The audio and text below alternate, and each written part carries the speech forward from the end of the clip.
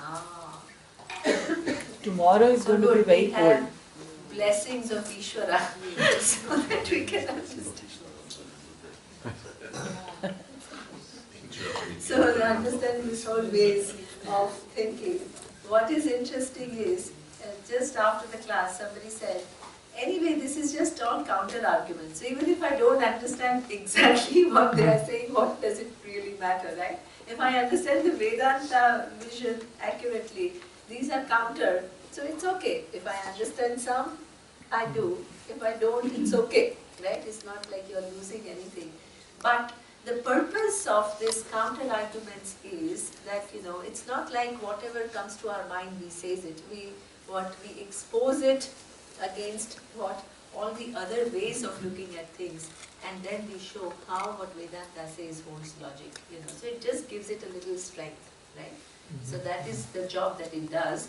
The whole point is not to kind of, negate or to make a thing that the other people are silly or make fun. That's not at all the not at all the purpose.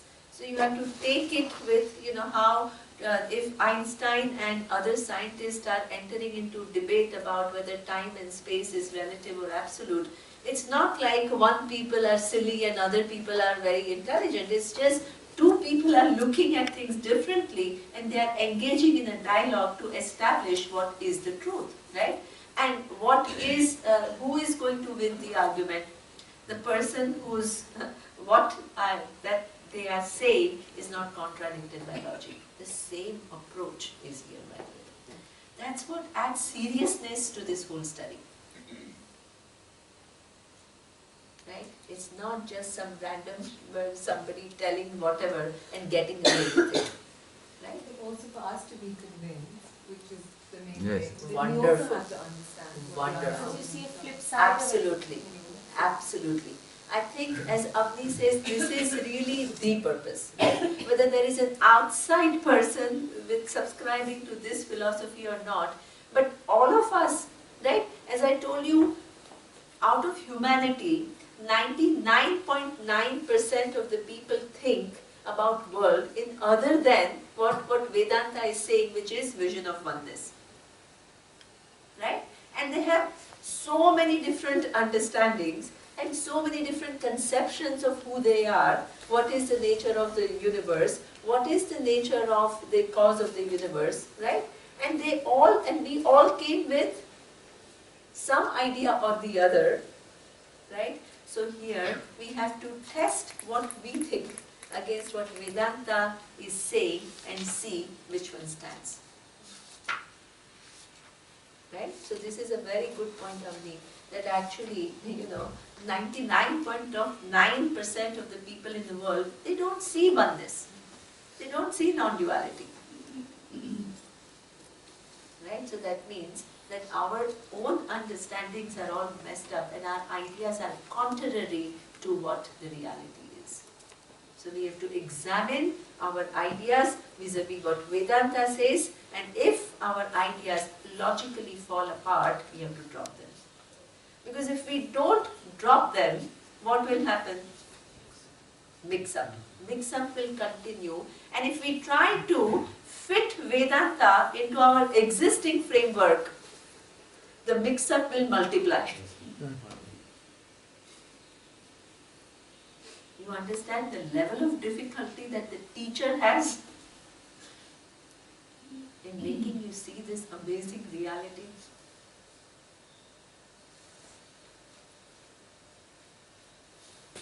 Right? So now, the yoga, do we need to redo it? No. Good. So let's move.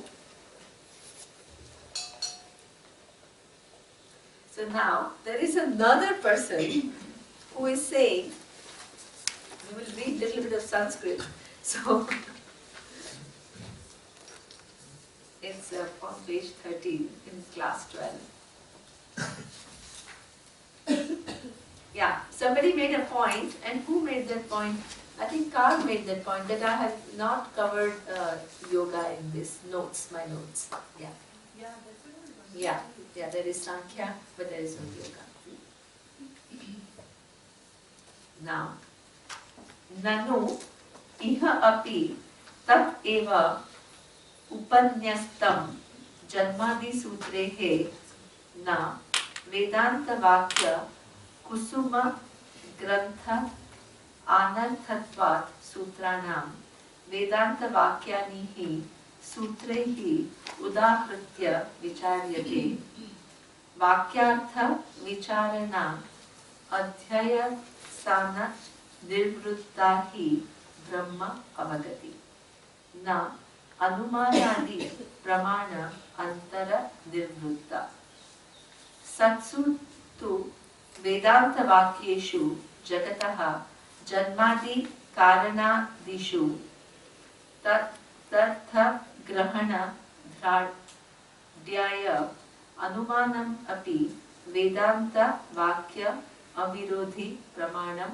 भवत् न निवार्यते श्रुत्या एव च सहायत्वेन तर्कस्य अपि अभ्युपेतत्वात् तथा हि श्रोतव्यः मन्तव्यः इति श्रुतिः पंडितः मेधावी गान्धार उपसंपद्यते एवं आचार्यवान् पुरुषः वेद इति च पुरुष बुद्धि सहाय आत्मनः दर्शयति. Beautiful argument. Okay? There are some people who are now looking at Vedanta description of how the whole thing is. Right? What is the description? That is the self-evident I, the awareness, Atma, from which what? That is one, non-dual, from which comes the whole universe. That universe is mithya, as a dependent reality. It depends upon this awareness for its existence. Right? So this is what Vedanta is saying. Now, they are saying, but it really fits. Where is the logical argument? There is no logical argument. Try to find one logical argument. So now, they use it as a flip thing, and they said, that means what Vedanta says is arrived at by logic. You don't need Vedanta. Because it is logical, now what are they saying?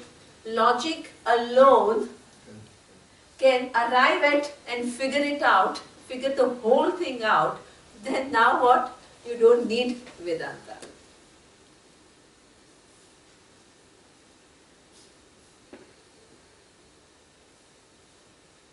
Right? So therefore, and inbuilt, okay, now let's see what is our answer to that. What is the answer? The answer was given in Advaita Bhasyam. There was a huge long analysis of why you need Vedanta to know the nature of I. Does anybody remember that? Yeah, the cognitive mind and the existing mixer exists in the dimension which we exist. And to see the truth, which does not exist, it is not possible for us to see it unless there is somebody. Through Shabda only we can recognize what is not evident to us in this self-evident time. So in the dimension we exist, through logic you can apply because we keep using the same thing within the dimension of space and time. That's true. But I am sure nobody else understood what you said. But you're right, you're right. What you're saying is right. It means it's our normal perception. Excellent. This is the analysis we use. Excellent. Different form of perception behave, but they are not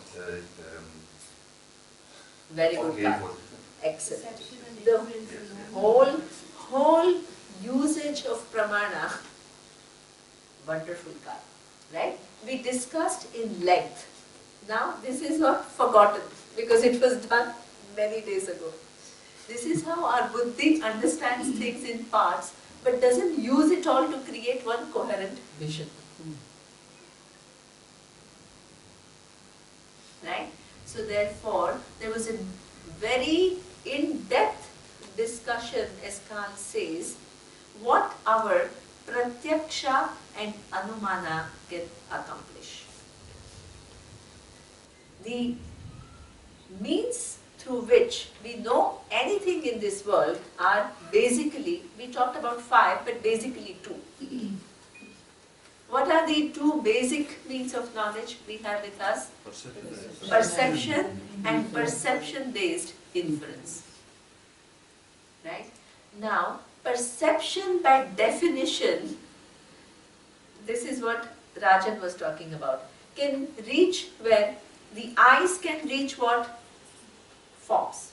The ears can reach what? Sounds. The nose can reach what? Smells.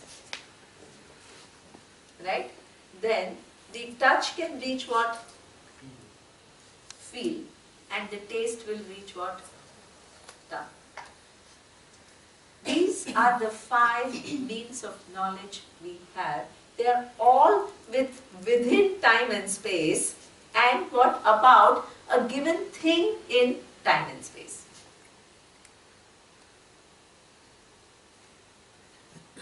Right?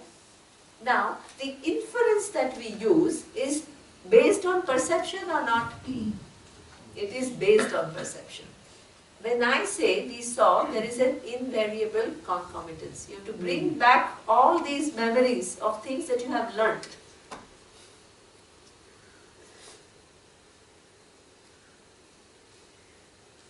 Right? What is this invariable concomitance? Yatra yatra dhumaha tatra tatra mandihi.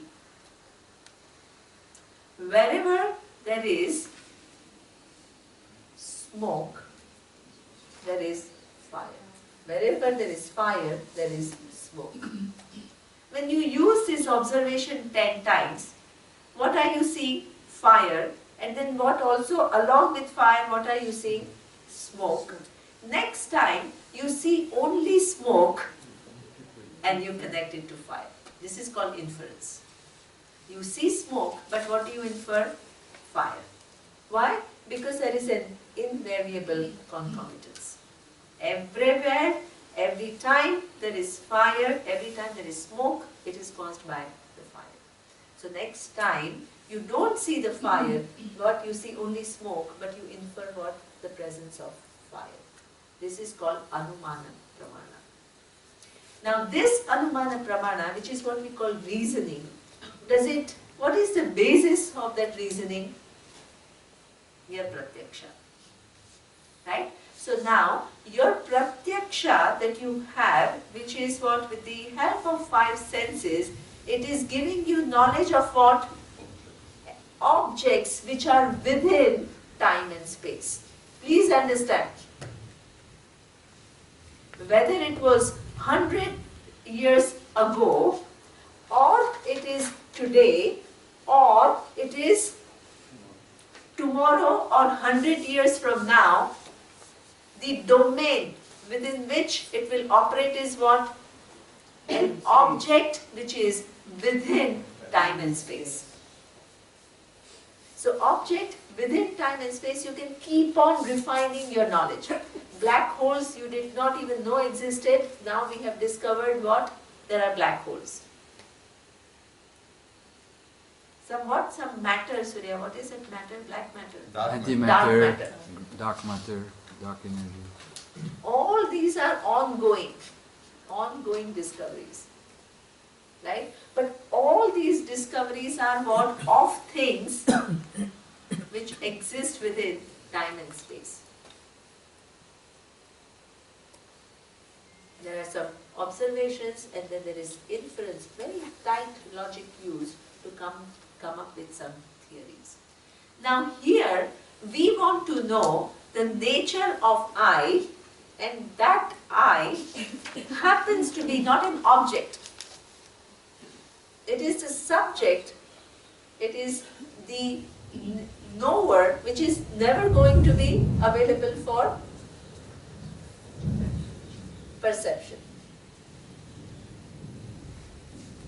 And the truth of that knower happens to be not an object within time and space, but what? The truth of time and space. How, using your perception and inference, whether it is today or billions of years from now, you will figure out the nature of that presence. Because what is available to you has no access to it. You have to understand that.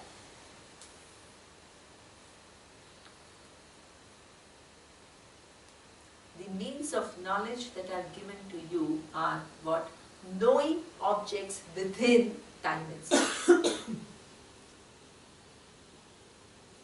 And also inquire into the very nature of time and space, which is what Einstein did, within which the objects exist.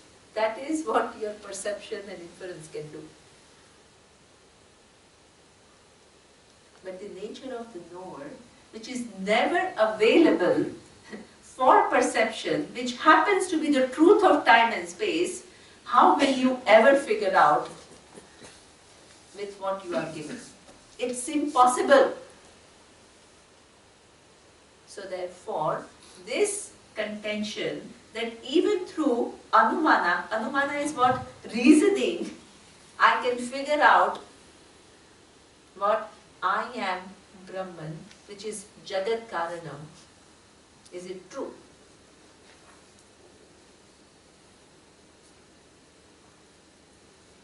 Is it true?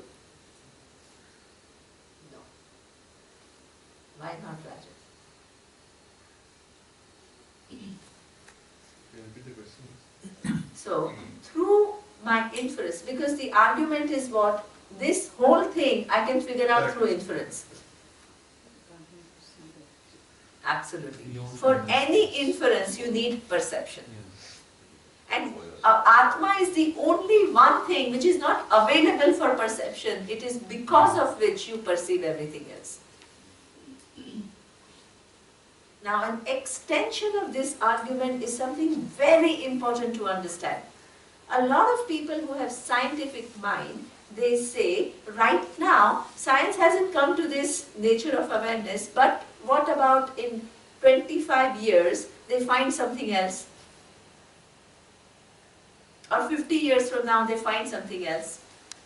What you have to understand is, they may find many things, but whatever they find is what? Is an object within time and space.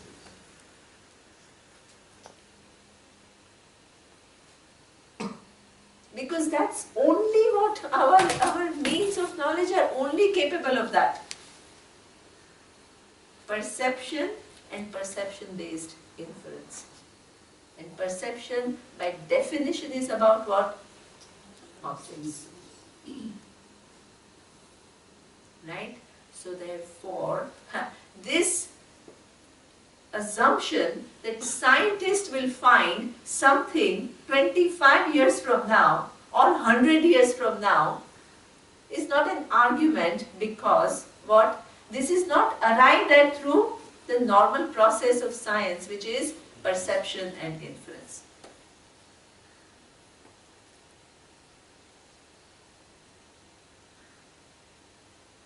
If it is not arrived at through perception and inference, what gives it validity? How do I know whether it is saying what it is saying is right or wrong? There is a second condition. What is the second condition? No, I was just going to say that the only way I can know it, that ever-knowing awareness that you talk about all the time. What is the word you used? Self-evident awareness. Yes. The I that is there, which is self-evident. I don't need what? Perception and inference to know it. This is why Vedas themselves say Atma is Swataha Siddha. Swataha Siddha means it is self-evident. You don't need to use your eyes to see I exist. You don't need to use your ears to hear the I existence. You don't need to use smell, nose to know I am. Because you are there, you employ different means of knowledge. Because you are first there, you employ your eyes, you employ your ears, you employ your nose to see things which are other than you. Okay? Now, if I am self-evident, then everybody knows I am. Why do you need Vedanta? There's so much mix-up, you don't even know. Excellent. Right? About this I am, which is self-evident, there is so much mix-up. I have loaded it up with what? All kinds of things. So now I need, my normal perception and inference are incapable of undoing that mix-up. So therefore, I need an independent means of knowledge to undo that mix-up. So what is that independent means of knowledge? Shabda Pramana. Shabda Pramana is words as they appear in Vedas. Right? Now those words have to be employed. Those words come along with methodology. If I just use the words and I say that, oh, you are limitless, the class is over, because this is a fact. What will you understand? Nothing. You will go home with your own idea of limitless. Then you will wonder, hey, but if I am limitless, why am I feeling sad?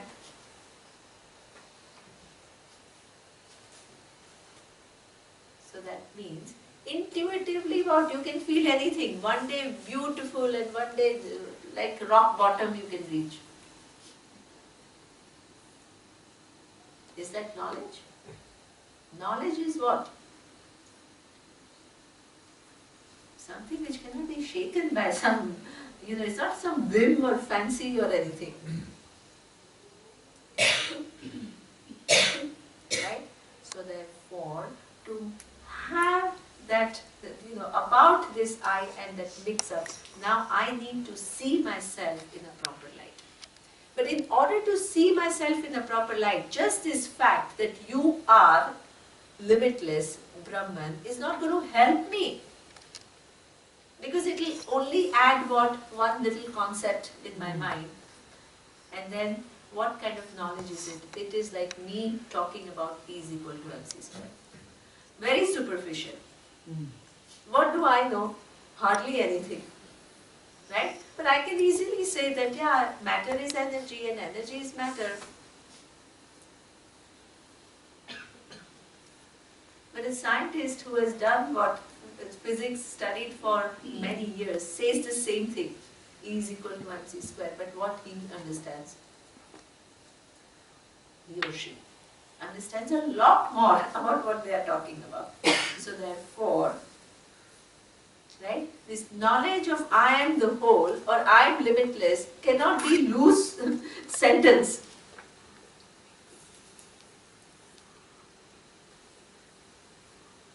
If it is a loose sentence, it will what? Dangle in your mind somewhere as an idea. And what will rule your life is the strength of the emotions that you have. The strength of the memory, strength of the confusion, they will what? Continue to rule your life. And this will be what? One little idea added to thousands of other information that you are carrying in your mind. I'm limitless. It will become useful for a tea discussion. Excellent. It will become useful for a tea discussion. By the way, there is this Atma which is Brahman. And you impress some people. Oh, why? Oh, because Upanishads talk about it. Right? It cannot be used, but even though it may be a fact, it cannot be used loosely. If it is a fact, your mind has to see what? It as clearly as what? The sun that you see in front. There cannot be any room for any vagueness, any confusion, any non-clarity. What is the intention of the Veda has to be transferred to your mind, what? Accurately. As it is. without any addition or subtraction on your part. Wonderful, Alok. If it has to be transferred like that, what is needed? Teaching. You need a teaching tradition, which is sophisticated enough to navigate your mind, to take your mind to where it wants you to go. Navigation. That whole methodology of navigation is called prakriya. Inherent in this Vedanta Shastra is the prakriya. That's what gives it a strength. A prakriya is a sophisticated methodology of leading.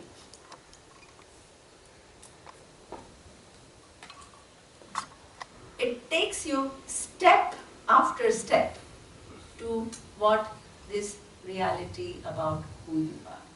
Logical steps.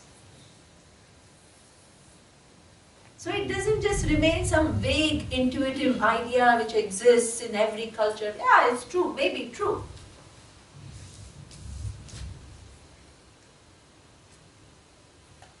But it has to shine in your buddhi as clear as what? The sun that you see. You are not afraid of engaging in discussion with any human being who is an open human being and wanting to see what is. Right? So therefore, this Vedanta Shastra not only reveals the true nature of Atma, but it also is endowed with what? Methodology to make you see that reality. So that one of the methodologies, there are many prakriyas that we talk about. I don't want to get into that. But I want to talk about, there is one whole system called what?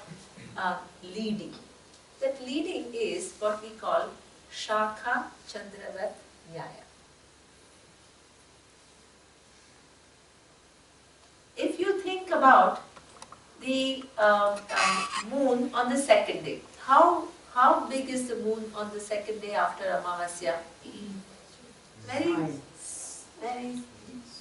thin and small, right? So if I take you here, and if the the sky is cloudy, and if I tell you, look at the moon, there is moon there. But will you be able to detect that moon if the sky is cloudy and if it is, will you be? Maybe, but mostly not, right? So now if I keep on saying, no, but there is moon, how will it help you to see it? It will not help you to see it.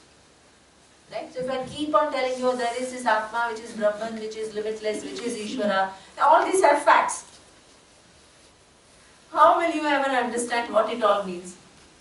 Decoding is required. Then it becomes a belief.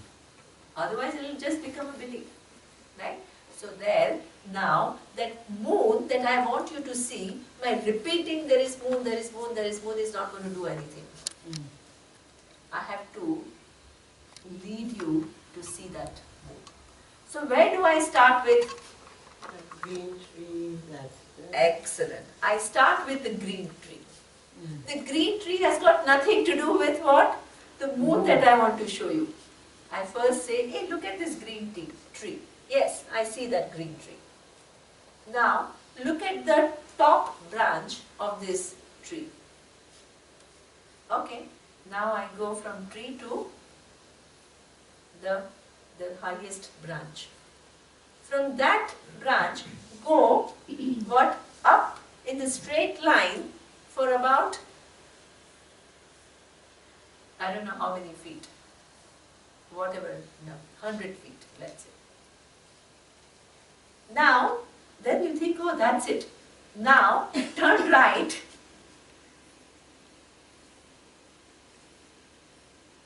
Then, where? Now turn right and then do you see the star? Yeah, there's something which is shining. Now see behind that. What is that? The moon. Ah, I see it. There is a method. Method of what? Leading you to that discovery. Otherwise, as Surya was saying, you are already free. We are trying to solve a non-existent problem. If ever you knew it. If ever you knew it. Right? But you are so convinced about that problem and you are so convinced about this is the reality, then I have to what? Make you use very sophisticated methods to what? Make you see the reality and make you give up your confusion. Am I creating anything new? I'm not creating anything new. I'm only doing what? Shedding your ignorance.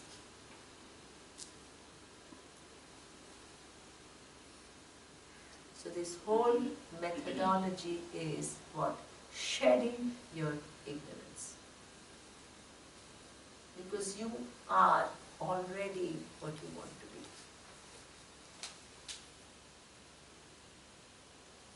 be. Okay? So therefore, you need Vedanta Shastra. Anumana itself cannot do the job. Neither now, nor 100 years from now, nor thousands of years from now. Because it works in a different domain within time and space. And it is about objects. So anything that you discover cannot contradict this knowledge. Okay? Now, there is a next argument. We are not, nobody is totally easily believing in what we are saying. So, this school is called Purva Mimamsaka. The Purva Mimamsaka school Is that the person who had the argument with Shankaracharya is the same discussion? excellent. So this Purva Mimamsaka school is, in the Advaita Bhasyam, we have seen how the Vedas are divided into two parts. One is Karma Kanda and the other one is Jnana Kanda. Do you remember that? Yes, hopefully. What is the first, the Karma Kanda, what is the subject matter? Rituals. and prayers.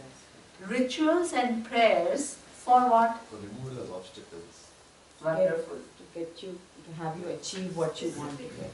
Excellent. Specifically. Right? So that means to achieve what you want in life, and that is what we call apraptasya prapti, which is not already there with you, you want to get it. You already have some ways of getting what you want, but there are some things which are unknown to you.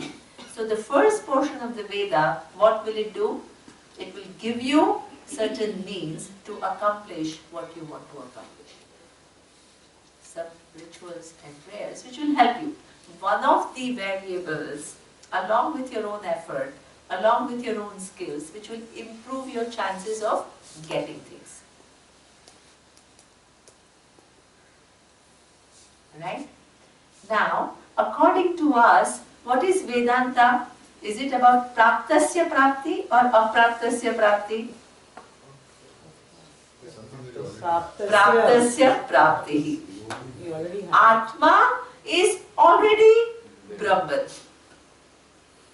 You're not producing a limited I and making it what? Through your efforts? Limitless.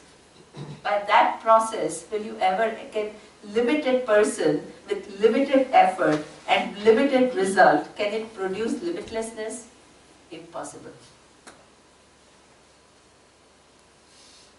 So the only way that limitlessness you can get is what? If it is already there. And if it is already there, and which is you, and can limitlessness be other than you?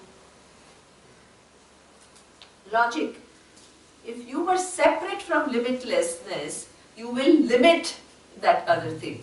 Please understand, limitlessness can never be understood as something which is other than you. Oneness goes. Oneness You goes. lose oneness. Absolutely. You lose oneness.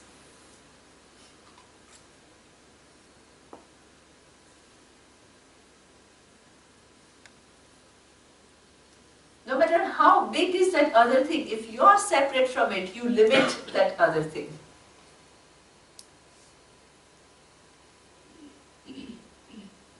Right? So limitlessness also cannot be understood, which is what? Other than. You have to include yourself. You can't exclude yourself. Okay? And it cannot be produced through action. So therefore, this limitlessness, which is you, if it is what? It has to be already accomplished. If it is already accomplished, why are we all struggling? We don't know our true nature. We take ourselves to be what? This little individual, which is so insignificant, and we struggle. So now, the whole pursuit becomes what? Is it prayers and rituals to get what I don't have? No. The whole pursuit is what? To get what I have, but I don't know it. Excellent. To get what I already have, but I don't know that I have.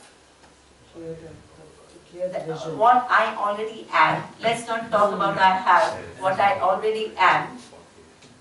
Yeah. But I don't know what I am.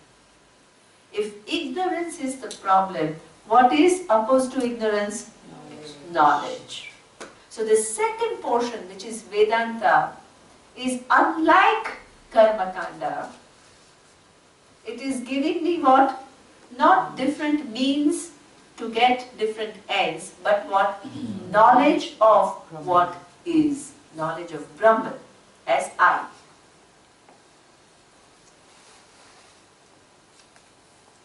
Now, Purva Mimamsaka, they are also looking at the Veda, and what they are saying is,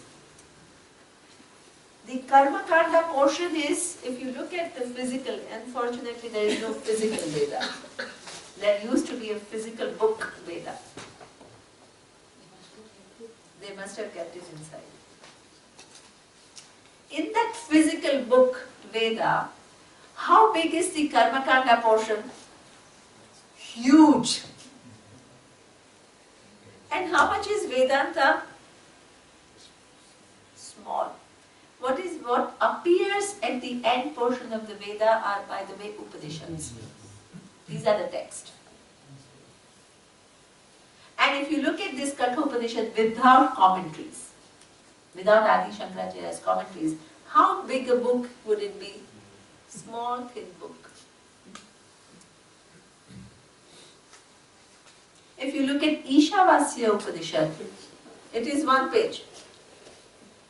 Mandukya Upanishad, without Karika, small. So that means you have all these, which is what? Karma Kanda, and then you have this much, which is never. So this Purva Mimamsaka, he's saying, you are making a big deal out of what? That little portion of the Veda. The whole Veda is what? In terms of volume, talking about what? Rituals and prayers. So you've gone bonkers. You are spending so much time studying this whole thing, when actually what Veda is saying is what? These are just side information for some kind of a purpose. We don't even know, some upasana or what. The main purpose of the Veda is what? Rituals and prayers to make you go where? For what? Make you enjoy better things here, and also what? After here? go to different lokas and enjoy different things. What is this so-called subject matter of Vedanta that you are talking about? Purva Mimamsaka. So, how we engage in dialogue with them, we will see. It's 1:15, right? Should I stop? No? Oh my God. 15 minutes. 15 minutes? Okay. So now, how do we engage in dialogue with them? Right? For them, the whole purpose of Veda is what? Rituals and prayers for things that we don't have, doing things, right, and getting different lokas.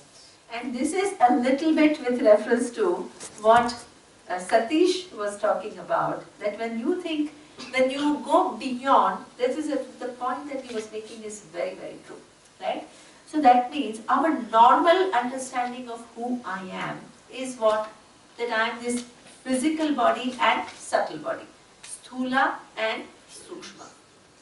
What the first portion of the Veda is saying, that after this physical and subtle body goes, do you disappear? No. There is one more sharira, which is karana sharira. That karana sharira, what does it do? It accumulates all these karmas in your account, unseen result of things that you have done, right? And then it produces what? Different bodies, because you can't have experiences without bodies. You need bodies for experiences. So those karmas, you can't experience, the results of those karmas you can't experience without physical and subtle body. That's the blueprint. Absolutely. So you keep coming back to experience through different bodies and through different minds, you continue to experience the unseen result of your actions, which you have done whenever, in anadi creation, sometime or the other.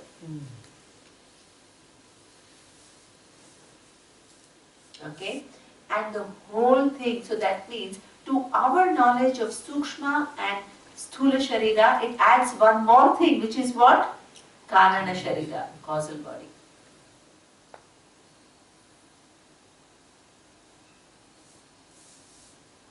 And it says that what? That this entity which is connected to physical, subtle and causal bodies is called a jiva. Just repeat what you Yeah. This entity, the individual who is connected to a given physical, subtle and causal body is called jiva. Jiva is the individual. Through these three bodies is a traveler. Goes from one experience to the other. One place to the other. Different bodies.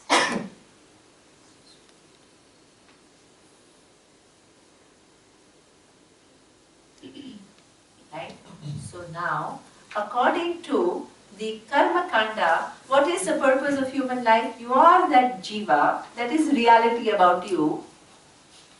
That is the ultimate reality about you. And what do you have to do? Prayers and rituals to improve your life here, and also after that what? Go to different lokas and enjoy lives in different lokas. And that's it. There is nothing else to life. Only to have a good life here or there. Exactly. Only to have good life here and to have life somewhere else. Which isn't bad. As I told you, right, first of all there is so much effort to collect that karma. Then to go there then every enjoyment depletes that karma, the result. Then it gets depleted, then you come back. come back. Like a monthly salary. Then you spend and then you have to re-earn again. And go through all the office politics and so therefore, this is the purpose of life. So they don't even see what are you talking about when you talk about this nature of I which is limitless. They don't recognize it. They think that that's on some side text somewhere at the back. They have no significance at all. There is a huge discussion in the 4th sutra about, what they think those texts are, because they have to answer what those texts are. So they have their own ideas of what those texts are. But for them, the main thing is what? There is this jiva, which has that causal thing, which is the information you get from the Veda, which you otherwise can't have. Right? And it keeps on traveling, and the rituals and prayers enables you to have what? Your travel, ensures your travel to be a little bit more pleasant than the others. So when you come to this earth, you come in a wealthy family. You come in what? With nice, intelligent home where people are intelligent. Where there is love at home.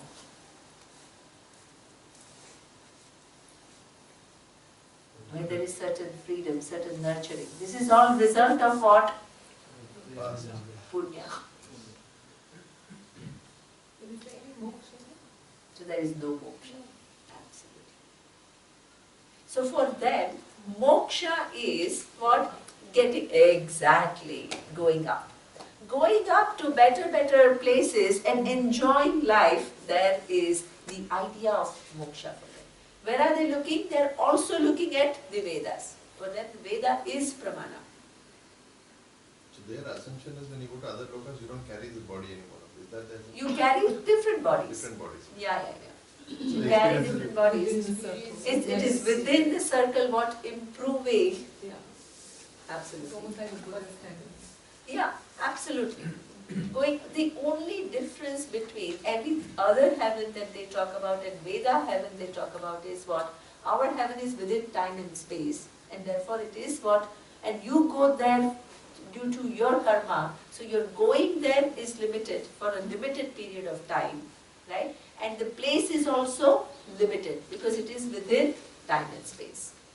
So there is no eternal heaven. What about creation? Right? So therefore, heaven is like a place, in this vast universe. Right? And we talk about 7 different kinds of heavens. Because everybody could have done punya, but they have degrees of punya, right? I could have helped somebody with 5 rupees. And somebody could have given what? 5 crores. 5 crores. Or somebody could have given the entire life to help others. Exactly. So therefore, each one of us punya. But can you compare the degree of that punya? It's very different. So therefore, you have all these different lokas to give you what?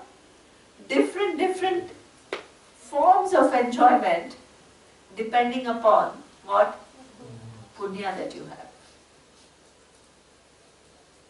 After the highest punya, what happens? They come back. They Yes. don't believe. They No. believe in this cycle. Yes, absolutely. So the highest within this, there is a beautiful verse. There is a set of verses in Taittiriya Upanishad. Taittiriya Upanishad, there is this whole section called Ananda Mimamsa. In that, different lokas are talked about. There is Pitru Loka, there is Deva Loka, there is Indra Loka, and the highest is what? Brahma Loka. But they are all lokas. They are all places where you go because of your punya. And you stay there. But for a even though it's a very long, it is what? Finite.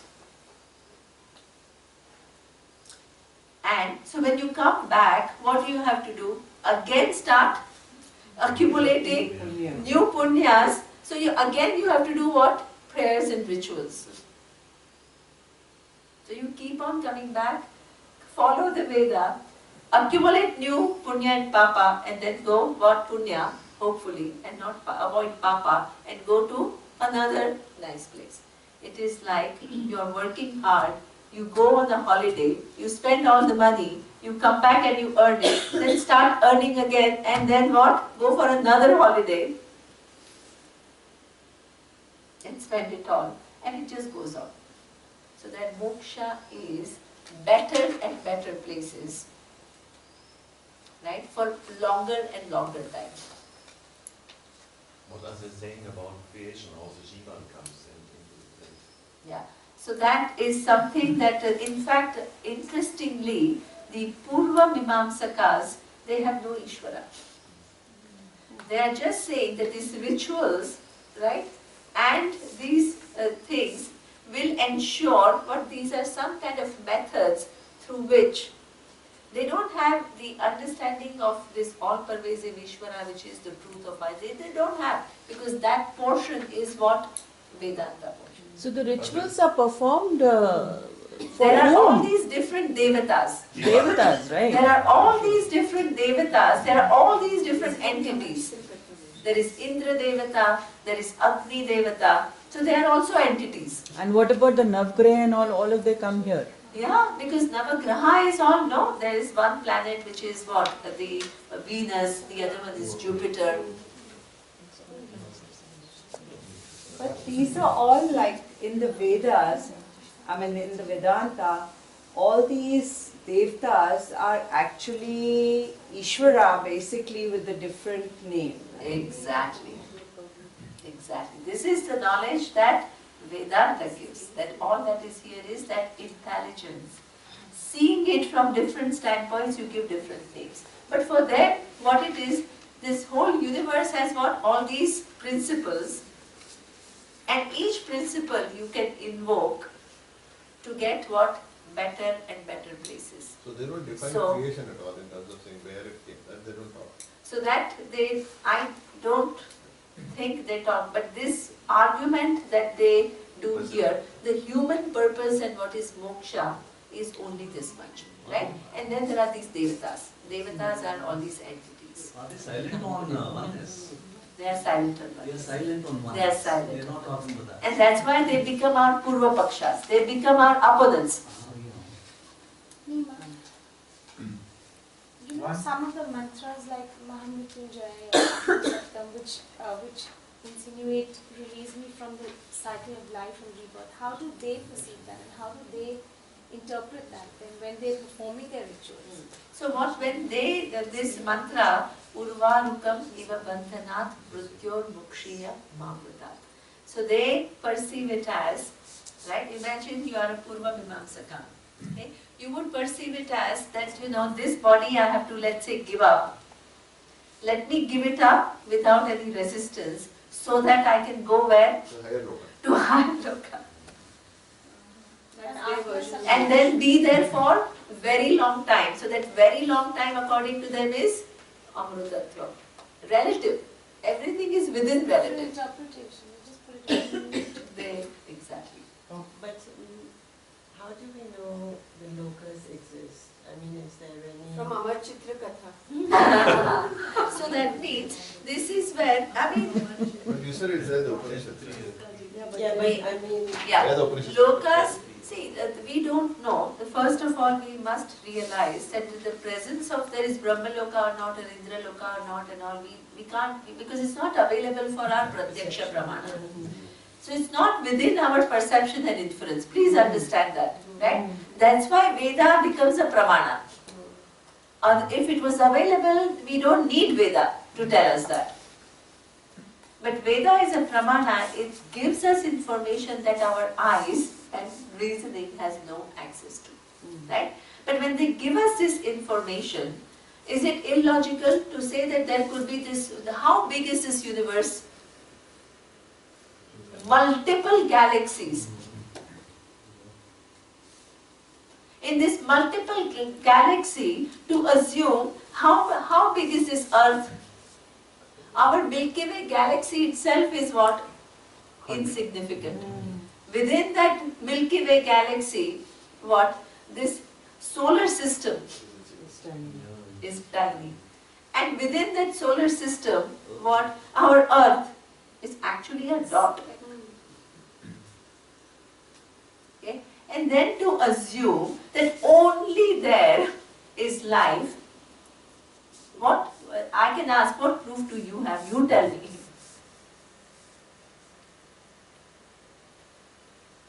You have actually no proof. So when Vedas say that there are other places, it's not something which is what? Implausible. We are finding life on certain planets now. They are finding, that's why.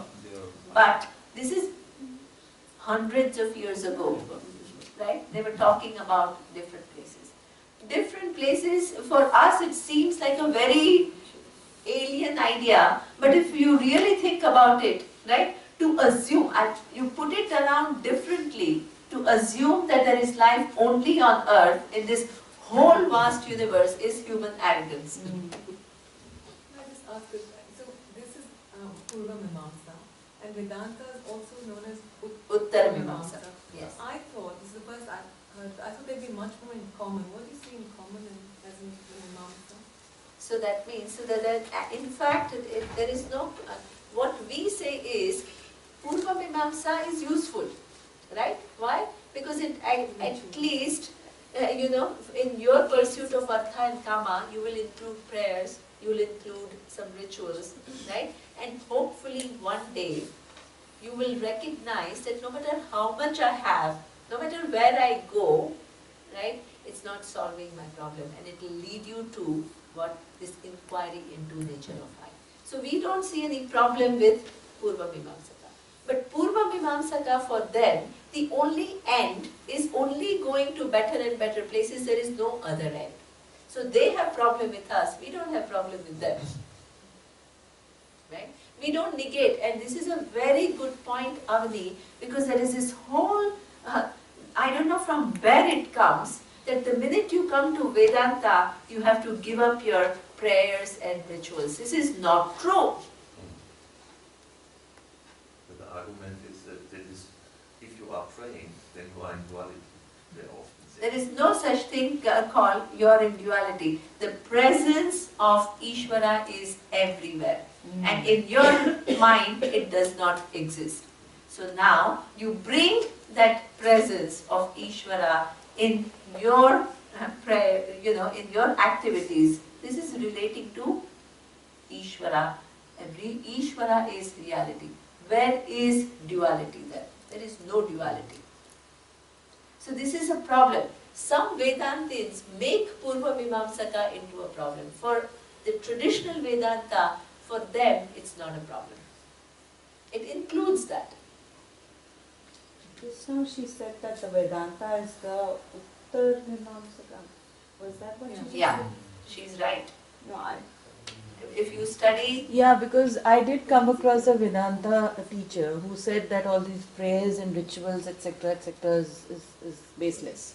it's horrible. I Yeah. mean, I really am so So, sorry I mean, to say I was that, just in a that these conflict kind of right now. distortions do so much harm to Vedanta. So people who were into bhakti and people who were into this thing have stopped doing it. It's Yeah. unfortunate, really. Co- This is I what have I a- call irresponsible Yeah. teaching. One other question. So you come to The the Hare Hare Krishna belongs to Purva Mimamsa. Is it? Tomorrow. Hare Krishna doesn't belong to any I have been Mimamsa coming. because they have their own philosophy of Krishna. Yeah. Krishna is not even mentioned But in. it's in dualistic, and they never become one with Krishna. They always will be two. Yeah, so that is Advaita school. See, anybody can come up with any vision of the world. Right? Here we are not talking about every possible thought. We are taking some schools of thoughts who have that specific way of looking at things, and we are examining, right, what they are saying and whether they are saying is right or not. Right? So that means, I mean, yes, if you look at this Hare Krishna, there is that, because at Hare Krishna is what recent 100 years during Adi Shankaracharya he was figuring nowhere. So there is no discussion of that. But any distinction that you make between I and Ishvara will become what? Dvaita. So, if we are a follower of Vedanta, that can be amidst rituals and prayers and bhakti, Absolutely. right? You know what? This Adi Shankaracharya, who has talked about Vedanta, non-duality, he was one of the biggest devotees. Yeah. He was at, you know what, that Mukambika temple in Karnataka. He was in Kedar, this thing is at Kedar temple. Then, you know, if you go to Kedarnath, they have, he dropped his body there.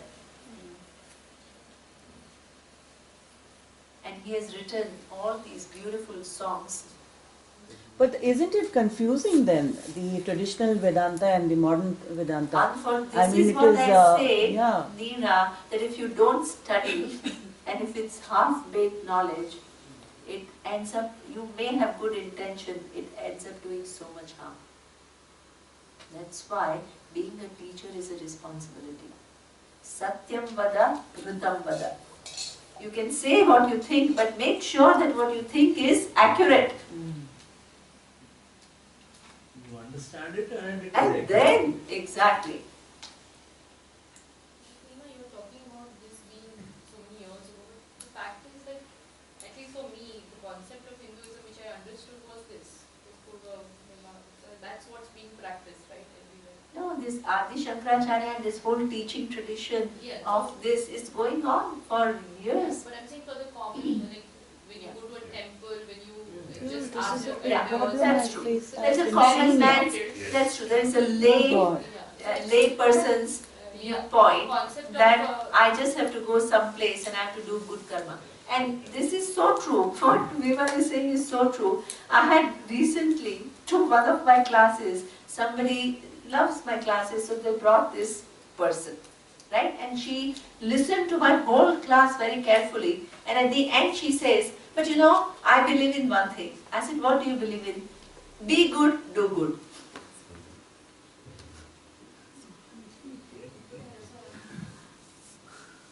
I said, Pranam. What am I talking about? And this is exactly, I mean, the mind is what I just want to be a good person, which is true, right? It's not that Vedanta is exclusive of being a good person. But what it is showing is way beyond what be good, do good is within what? Purva Mimamsa. You be good, you'll get good result, you'll get good places. This whole vision is within what? Purva Mimamsa. What Vedanta is talking about is something that you have to understand. The subject matter is way beyond that. That means blending Vedanta with Veda. Exactly. Exactly? Absolutely. So Vedanta Shastra blends, the traditional Vedanta Shastra blends Veda with Vedanta. Absolutely. But it's really, it's such an irony because I have just recently interacted with a group of Vedanta followers and they said who Ram and who this and that's nothing and you don't need any of these and stuff. I mean, it's really... It's very disheartening because that little devotion that people have, you know, in the name of Vedanta, that little connection with divinity they have, even that they lose. Yeah. Neema, I'm going to ask something really stupid and it's my last class, so blend Veda with Vedanta, isn't it all the same?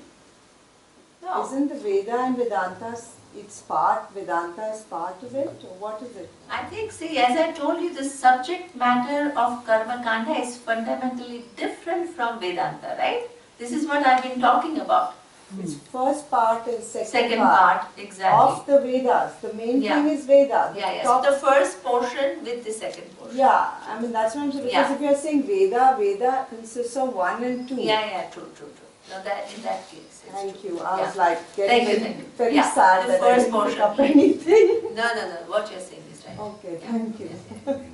So that means, the terminology is the first portion of the Veda which is Karma Kanda, with the second portion of the Veda, which is Upanishad. Yeah, Right? yeah. So the whole thing is one body of knowledge and it is all coherent, right? That is what she meant. Not that Veda is one thing and Vedanta is something different. Yeah, that's Actually, Neema, if the intention was different, it wouldn't have even been put together. Absolutely. Right? Just the fact that it's put together. Put together, absolutely. I see. In one volume.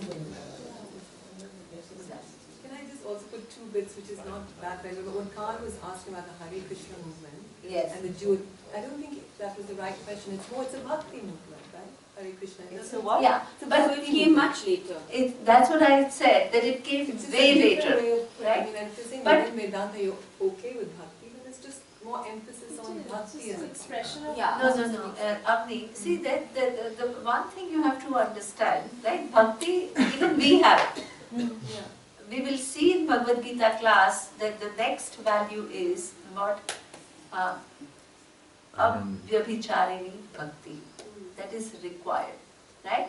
But here the bhakti is devotion. To whom? Ishvara.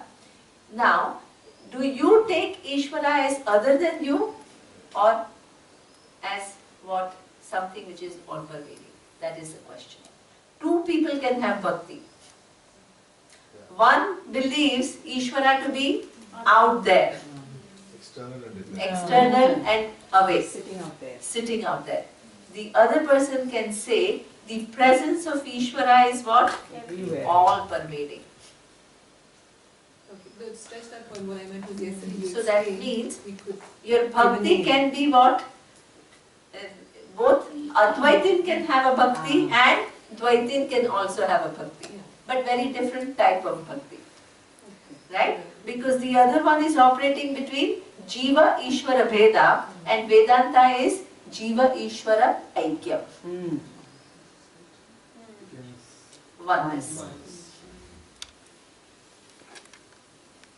Okay? So that there are devotion itself and doesn't, define, it doesn't make it duality.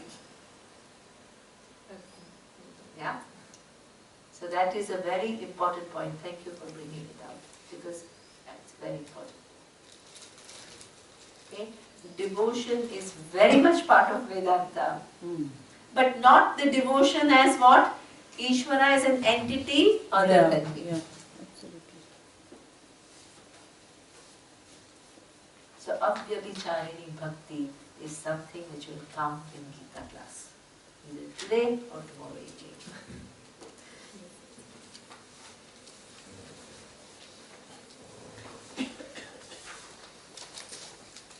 Om Purnamadav Purnamidam Purnat Purnamudachyate Purnasya Purnamadaya Purnamevavashishyate.